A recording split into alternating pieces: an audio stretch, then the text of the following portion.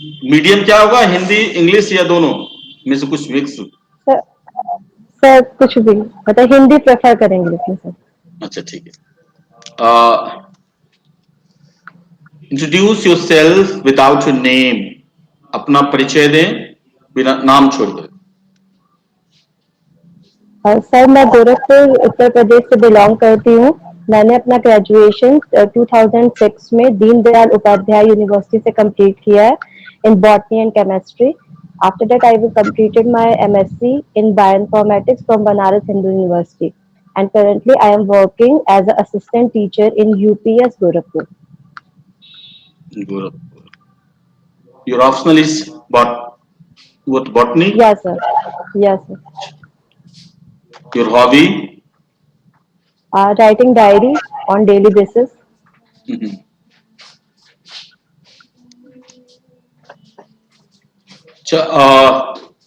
गोरखपुर की कुछ विशेषता बताएं, कोई यूनिक जो हो। सर ये एक जो है पूर्व काल से एक जो है धार्मिक स्थल रहा है। मध्यकालीन जो संत थे गोरक्षनाथ जी, उनके नाम पर इस जिले का नाम जो है वो पड़ा है। और इसके साथ साथ जो है सर यहाँ पे गोरखनाथ मंदिर है जो नाग पंथ की परंपरा के द्वारा स्थापित किया गया है। और इसका मुख्य उद्देश्य जो है सर संपूर्ण विश्व में मानवता और योग का प्रचार करना है। इसके साथ साथ देखें सर तो गीता प्रेस है जो 1923 में स्टैब्लिश किया गया था। ये जो प्रमुख धार्मिक ग्रंथ होते हैं उनके प्रकाशन का मुख्य स्रोत। और सर इसके अलावा जो है सर यहाँ पे रियल संग्रहालय है जहाँ पे गोरखपुर की जो विभिन्न जो है परंपराएं हैं या जो पुरातन काल की संस्कृतियां हैं उनके जो है अवशेष जो है वहाँ पे प्रदर्शित किए जाते हैं। इसके साथ साथ ये, सर रेल म्यूजियम। हाँ सर। ये नाथ पंथ है, उस नाथ पंथ का मध्यकाल में क्या प्रभाव था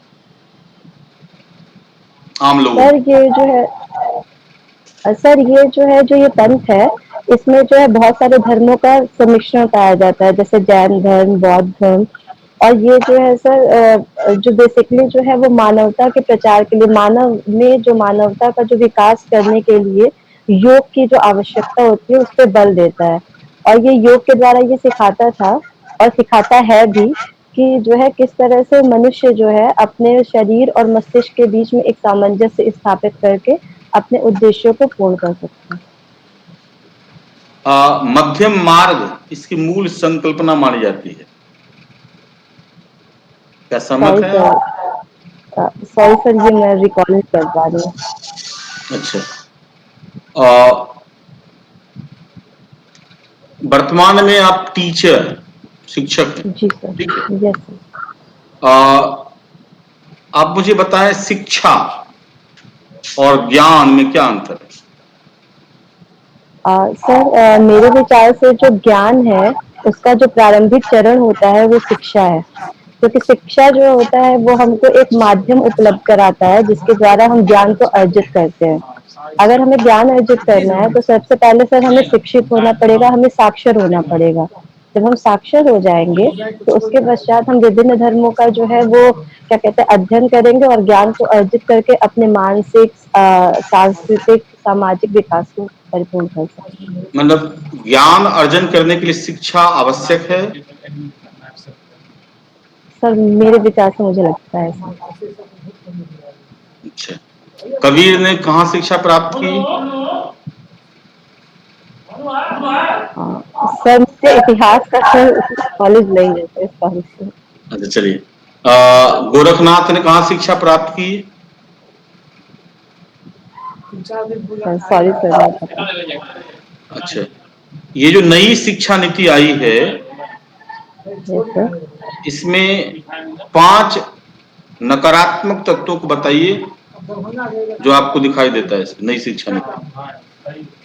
सर जो नई शिक्षा नीति है उसमें जो पहली चीज ये कही गई है कि हम ड्रॉप आउट रेट को 2030 तक 50% करेंगे।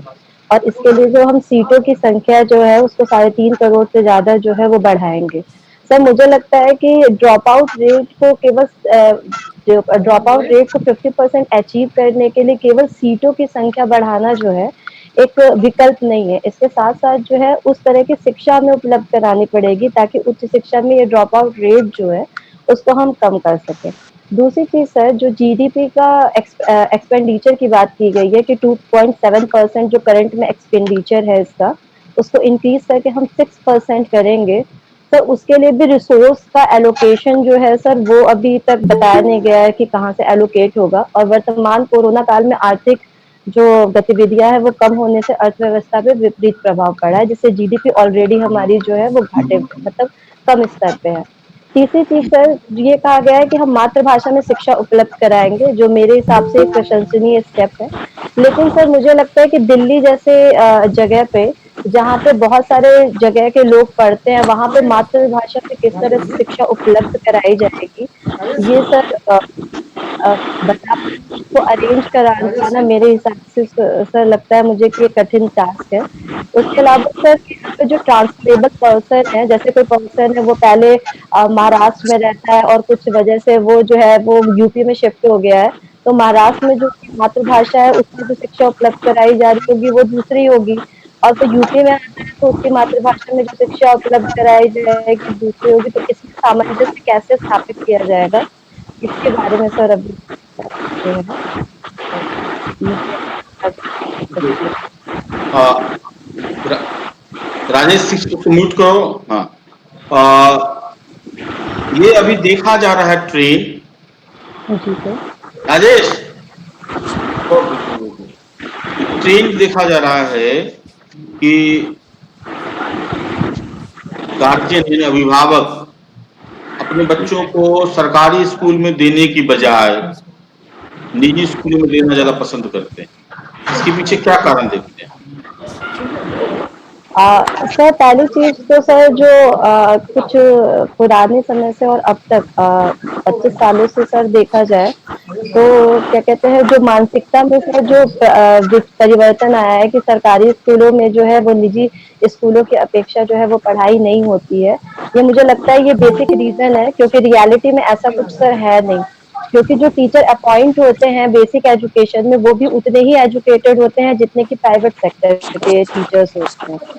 ये एक बेसिक रीज़न है। दूसरी चीज़ सर जो अवसंरचनात्मक विकास है प्राइवेट सेक्टर का और जो गवर्नमेंट सेक्टर का है, उसमें सर बहुत सारे बेसिक डिफरेंस है और मुझे लगता है कि ये भी एक रीज़न है, जो कि बच्चे जो है क्षेत्र से हैं। दूसरी चीज़ अभिभावक जब स्कूल में अपने बच्चों को भेजते हैं, तो उन पे ध्यान देते हैं कि उन्हें क्या पढ़ाया गया है, जिससे कि उनके जो इंक्रीज होता है। जबकि सरकारी स्कूलों में जब बच्चों को भेजा जाता है, तो जो टीचर्स होते हैं, वो टीचर्स तो अपना देते हैं, लेकिन जो फैमिली की तरफ से उनको आउटपुट मिलना चाहिए, वो उतना नहीं मिल पाता, जिससे कि जो आउटपुट जो रियलिस्टिक जो आउटपुट जो चाहिए, क्रिएट नहीं हो पाता, जिससे कि एनवायरनमेंट में इन एटमॉस्फेयर में ये मैसेज जाता है कि सरकारी स्कूल के टीचर्स पढ़ाते नहीं है और जो प्राइवेट सेक्टर के टीचर्स जो है वो पढ़ाते हैं। तो सर ये कुछ रीजन है जिससे मुझे बबलू जी, लगता है बबलू जी, हाँ सर। टीचर है, शिक्षा से पूछिए, फिर बॉटनी से पूछा जाएगा। पूछिए। जी जी।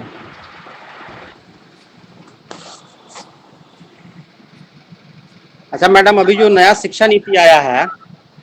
Good evening sir. हाँ गुड इवनिंग। ये जो नई शिक्षा नीति आई है, यस सर। तो पिछले 2 शिक्षा नीति से अगर इसको हम कंपेयर करें तो इसमें क्या क्या चीज आप नया पाते हैं 2 शिक्षा नीति आज के कंपैरिजन में? आज सर जो प्रथम शिक्षा नीति आई थी वो आई थी सर 1900 क्या कहते हैं 1968 में और जो सेकंड एजुकेशन पॉलिसी आई थी वो आई थी 1986 में। ये जो नई पॉलिसी आई है सर, ये जो थर्ड एजुकेशनल पॉलिसी है सर, मेरे विचार से ये जो पुरानी शिक्षा नीति है उसके कुछ पॉइंट्स पे सर ये डिफर करती है। पहला सर, पुरानी जो शिक्षा नीति थी सर वो 10+2 स्टैंडर्ड पे बल देती थी, जिसमें कि सर 10th स्टैंडर्ड तक नॉर्मल शिक्षा का प्रावधान था और 11th और 12th में स्ट्रीमिंग शिक्षा का प्रावधान था, इसमें जो नई शिक्षा नीति है सर, वो इस स्ट्रीमिंग के प्रोसेस को जो है वो क्या कहते हैं हटा देती है और उसमें ये कहती है कि बच्चे के जिस विषय में रुचि हो, वो उस विषय को जो है रुचि के अनुरूप लेके आगे बढ़े। दूसरी चीज़ सर ये जो पुरानी शिक्षा नीति थी उसमें प्री प्राइमरी एजुकेशन पे बल नहीं दिया गया था, जबकि नई शिक्षा नीति जो है वो प्री प्राइमरी एजुकेशन पे बल देती है। इसका डिफरेंस ये है सर कि जो पुरानी शिक्षा नीति थी वो 6 वर्ष से शिक्षा को स्टार्ट करने पे बल देती थी, जिसमें कि हमारे संविधान में जो 86वां संविधान संशोधन हुआ था, उसमें 6 से 14 वर्ष के लिए अनिवार्य और निःशुल्क शिक्षा का प्रावधान किया गया। लेकिन ये देखा गया कि वो इतना फ्रूटफुल नहीं है इस शिक्षा नीति में। कहा गया कि हम 3 वर्ष बच्चों को शिक्षा उपलब्ध कराएंगे, जिसमें कि हम विज्ञान और तकनीकी के माध्यम से 3rd स्टैंडर्ड और 6th स्टैंडर्ड से हम और टेक्निकल कोर्स को एजुकेशन उपलब्ध कराएंगे। चौथी अच्छा, चीज़ शिक्षा सर को मूल अधिकार बनाने में हेलो, जी सर। शिक्षा को फंडामेंटल राइट बनाने में इतना अधिक समय क्यों लगा? जबकि शिक्षा में हम शुरू से ही पिछड़े हुए हैं, फिर भी इसको फंडामेंटल राइट बनाने में बहुत समय लगा। सर इसके लिए मैं ये कहना चाहूँगी कि जो हमारे पास शिक्षा को उपलब्ध कराने के लिए जो हमारे रिसोर्सेज थे, वो स्वतंत्रता के समय इतने डेवलप नहीं थे कि उनको तुरंत जो है वो फंडामेंटल राइट्स में जो है इंक्लूड कर दिया जाए। क्योंकि जो सोशियो इकोनॉमिक राइट्स होते हैं, अगर हम उनको उपलब्ध नहीं कराएँ, तो उसके अगेंस्ट जो है नागरिकवाद ला सकते हैं। इसलिए ऐसे सारे नियमों को जिससे कि जो कि सोशियो इकोनॉमिक राइट्स थे, उनको डीपीएसपी में सम्मिलित किया गया। धीरे-धीरे हमारे पास रिसोर्सेस इकट्ठा हुए, जिसके बाद हमने शिक्षा नीति को लॉन्च किया और यही कारण है कि इस 86वें संशोधन को लाने में जो है हमें समय लगा, क्योंकि उस टाइम तक हम सारे रिसोर्सेस को डेवलप कर चुके थे और उसके अकॉर्डिंग हम शिक्षा देने के लिए सक्षम भी थे। ऑपरेशन ब्लैक बोर्ड के बारे में कुछ बताएं आप।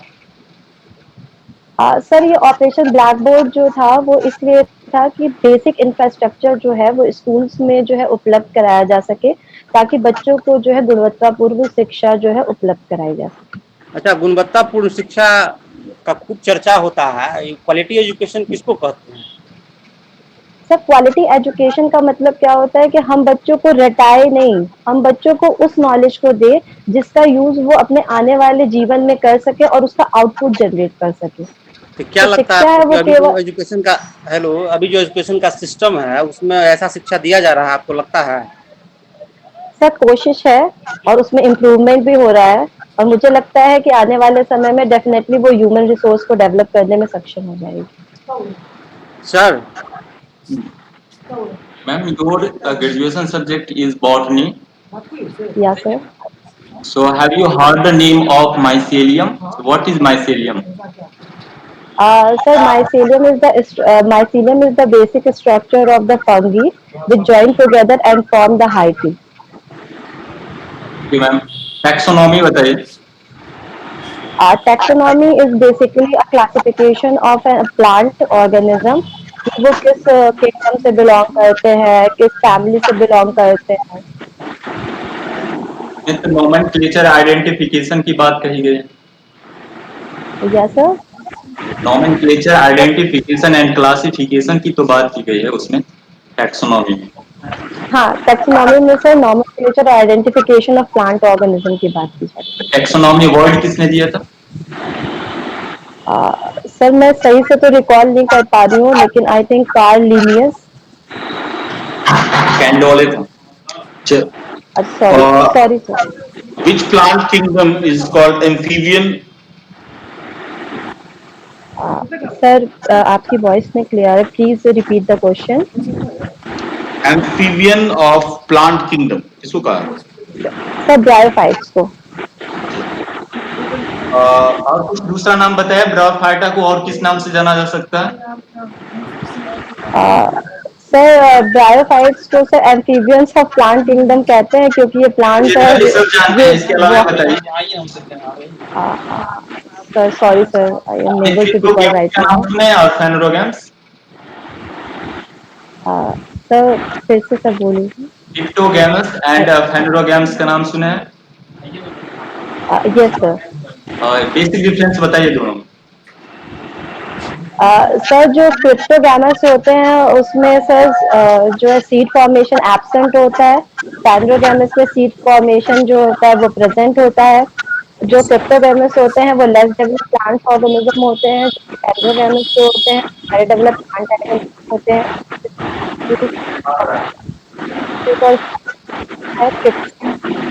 अच्छा, किन-किन प्लांट का इस्तेमाल इस कोरोना संकट में मेडिसिन के रूप में लोगों के द्वारा किया गया है? सर बेसिकली जो आयुर्वेदिक प्लांट है जैसे तुलसी प्लांट है, एलोवेरा प्लांट है, गिलॉय प्लांट है, और इसके अलावा सर जितने भी जो हमारे जो वो स्पाइसेस आते हैं उसमें भी मैक्सिमम स्पाइसेस का यूज जो है वो कोरोना के उपचार के लिए किया जा रहा इन है। सब के बॉटनिकल नाम बताएं आप, तुलसी के, गिलोय के। Sir sorry to recall right now, मैं प्रिपेयर करती हूँ। टिश्यू के बारे में बताएं, what is tissue? Sir sir ये दो तरह के होते हैं। अगर हम हार्ट की बात करते हैं, मेरिस्टेमेटिक टिश्यू और गवर्नमेंट टिश्यू ऑन एबिलिटी। अच्छा, ये टिश्यू वर्ड किसने दिया है? तो एंड्रयू, सॉरी सर। पीछे प्लांट क्या होता है ये बताएं। सर पिक्चर प्लांट जो होते हैं वो नाइट्रोजन डिफिशिएंट सॉइल में डेवलप करते हैं और ये अपनी नाइट्रोजन की जो आवश्यकता होती है उसको कंप्लीट करने के लिए इंसेक्ट को ट्रैप करते हैं। अच्छा, ये आप ये बेसिकली बताएं इंसेक्टिव मुझे, होता है। ओके, आप मुझे ये बताएं, आपका जो सब्जेक्ट है बॉटनी, ये यस सर। प्रशासन में कैसे मदद करेगा? सर जो बॉटनी है उसमें हम विभिन्न प्रकार के प्लांट डेवलपमेंट के बारे में पढ़ते हैं, उनको ग्रो करने के लिए जो डिफरेंट जो हमारी बायोलॉजिकल नीड होती है उसके बारे में पढ़ते हैं। एक मेरा ये है, तो मैं के लिए यूजफुल होगा तो बता दूंगी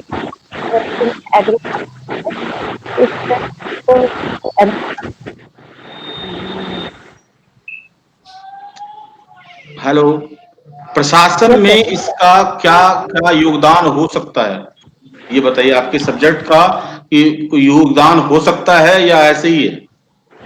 सर एग्रीकल्चरल को इम्प्रूव करने के लिए, एग्रीकल्चर सेक्टर को इम्प्रूव करने के लिए बॉटनी यूजफुल होगा। दूसरी चीज सर अभी आप देख रहे हैं डिजीज को क्योर करने के लिए भी बोटेनिकल नॉलेज जरूरी है, क्योंकि अगर हमको बोटेनिकल नॉलेज पता होगा तो हम जो है मेडिसिन को क्यूर कर सकते हैं। ये बीटी कॉटन के बारे में बताएं। सर बीटी कॉटन जो है पहले सर कॉटन प्लांट में जो है बैसिलस थ्यूरिजिनेसिस नाम का एक बैक्टीरिया होता था, वो जो है क्या कहते हैं डिजीज कॉज करता था। तो बायोटेक्नोलॉजिकली रिकॉम्बिनेंट डीएनए टेक्नोलॉजी के द्वारा एक जो है जेनेटिक मॉडिफाइड प्लांट बनाया गया जिसको बीटी कॉटन कहा गया। इससे सर बैक्टीरिया का इन्फेक्शन नहीं होता है जिससे कि आउटपुट जो होता है वो इंक्रीज हो जाता है। अच्छा, व्हाइट बायोटेक्नोलॉजी की आपने चर्चा की, what is yellow biotechnology? Sir yellow biotechnology वो बायोटेक्नोलॉजी होती है जिसमें हम कीटनाशकों का जो है इम्प्लीमेंट करते हैं काम में। Okay, good enough. कैसा तुम्हें लगा? सर ठीक था, बेसिक नॉलेज हमको लगता है नहीं होता और हिस्ट्री तो बहुत खराब है। कौन सी खराब है? सर आपके क्वेश्चंस का सर आंसर नहीं दे पाए, सर अच्छा, एक हिस्ट्री के मिनट। जो क्वेश्चन। अच्छा, बबलू जी, हाँ सर। साउंड थोड़ा सा म्यूट अति करिए, म्यूट कीजिए तो थोड़ा देर, आवाज जी जी। गड़गड़ा रही है। हाँ, चलिए, अब बोलो। सर बॉटनी का सर बेसिक नॉलेज मुझको लगता है कि हमको नहीं है, जैसे सर इन्वेंटर कौन है, नेम किसने दिया है, और हिस्ट्री का नॉलेज तो बिल्कुल नहीं है सर। सर जो आपने हिस्ट्री का क्वेश्चन पूछा वो मुझे नहीं आ रहा था। एक्चुअली होता क्या है कि जहां से तुम बिलोंग करती है उससे जुड़े जी प्रश्न आते ही आते हैं, ठीक है ना? जी सर। उसको थोड़ा सा तैयार कर लेना चाहिए, ठीक है। जी दूसरा, सर। जी सर। बॉटनी में जो कुछ नाम नहीं आया याद आए वो बहुत निगेटिव नहीं जाएगा, ठीक है ना? हाँ, लेकिन ठीक है। उसमें जैसे जैसे सोच करके ऊपर से देखने लग रही थी, वो हाँ, सोचने की जरूरत नहीं है। रिकॉल नहीं कर पा रही हूँ सर, बस कह करके चल जाना है, ऐसे सोचना है ना, तो वो दैट डजंट साउंड गुड, मतलब वो अच्छा नहीं लग रहा है, ठीक है ना। तो वो सोचना नहीं है, आ रही है, नहीं तो हो जाएगी। तुम्हारी बॉटनी की नॉलेज ठीक है, ऐसा कुछ नहीं है, और कुछ कुछ नाम नहीं याद होते हैं, वो कोई बात नहीं है, वो तुम अभी काफी समय है, उसको तुम कर भी लेगी, ठीक है। थोड़ा सा उसमें करना और कंसंट्रेट किया सिर्फ बॉटनी पे, और जो टीचर है, तो एक चीज याद रख लेना, तुम्हारे 60% क्वेश्चन जो आएंगे वो टीचिंग से आएंगे, 50 to 60%। तो टीचिंग से जुड़ा हुआ एक एक चीज तैयार होना चाहिए, ठीक है। मेरे द्वारा क्लासेस भी दिए गए हैं टीचिंग पे जुड़े हुए, और टीचिंग पे मान के रखो 50 to 60% क्वेश्चन आएंगे अलग अलग तरीके से। हमने आज तो अगली बार और पूछेंगे तो उसको बहुत अच्छे तरीके से तैयार करना है। पहला तुम्हारा तैयारी ये होना चाहिए। दूसरा, बॉटनी ऑनर्स ऑप्शनल है, तो बॉटनी की भी तैयारी होनी चाहिए, ठीक है। और नाम छोटे छोटे है वो याद कर लो, कोई दिक्कत नहीं, हो जाएगा, ठीक है। गोरखपुर के बारे में थोड़ा सा और सेव कर लो, ठीक है। गोरखनाथ का जो पंथ है उसको, क्योंकि पॉपुलर है ना गोरखनाथ। और जब गोरखनाथ की विशेषता बताओ तो एक और आदमी है गोरखपुर में, प्रेमचंद। अच्छा, प्रेमचंद जी, हाँ। प्रेमचंद का जो स्कूल इंस्पेक्टर थे ना, वो जी सर। गोरखपुर में स्कूल इंस्पेक्टर थे ना। सर हमको पता नहीं है। हाँ, स्कूल इंस्पेक्टर, ठीक है। तो टीचर है ना, तो हो सकता है इंटर रिलेट करके प्रेमचंद के बारे में भी पूछ ले, उसकी तैयारी कर लेनी है थोड़ी सी, ठीक है। और हम अगले दिन पता करेंगे जब हम इंटरनेशनल रिलेशन या जो नेशनल अफेयर्स हुए हैं उसमें तुम्हारी क्या स्थिति है, अगले मॉक इंटरव्यू उसमें देख लेंगे। मुझे ओके लगा, इसमें बहुत ज्यादा मुझे कमी नजर नहीं आई है, your presentation is good enough, ठीक है। अपीयरेंस भी ठीक लग रहा था, चेहरे पे टेंशन नहीं लग रही थी। सबसे इंपॉर्टेंट क्या है कि चेहरे पे स्माइल होना चाहिए, क्वेश्चन नहीं भी आए तो टेंशन नहीं लेना चाहिए, इस चीज का ध्यान रखना है, ठीक है। हाँ?